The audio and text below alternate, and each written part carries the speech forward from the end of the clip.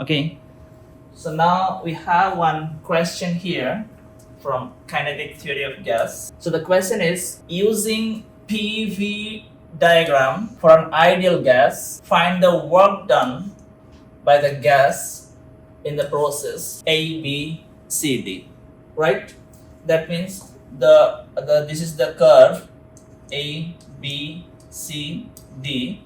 We have to find out the work done by using this PV diagram. And we know that if you want to find out the work done is similar to the area under the curve of PV diagram, right? So then we have to find out the area. You can see here the step, the work done from A to B, again B to C, and C to D. So the three steps are there. So let us find out one by one. So the work done from A to B, okay, is equal to P dot dV, right? So also I can write P into V2 minus V1.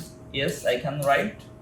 So here I can see in the case of A to B, so the P is our P naught and V2. This is the V1 and this is the V2. So then V2 is V naught minus V1 is 2V naught. So then the work done will be negative P naught V naught. So this is the work done from A to B. Now let us calculate the work done from B to C.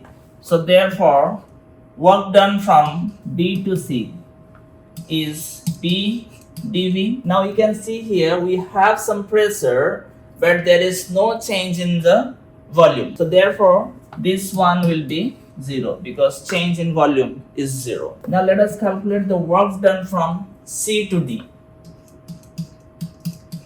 P dV, which is equal to, what is the P? 2P naught, 2P naught, and V2 minus V1. So this is our V2 and this is our V1.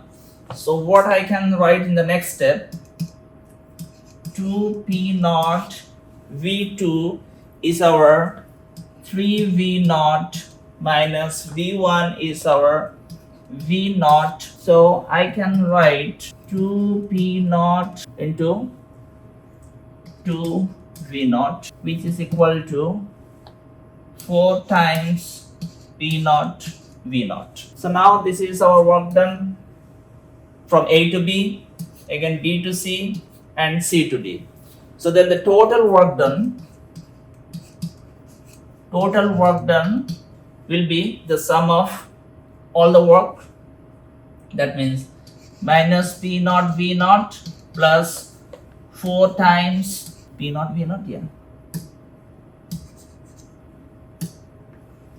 4 times P naught V naught, which is equal to 3 times P naught V naught, right? So then out of this our option C is the right answer.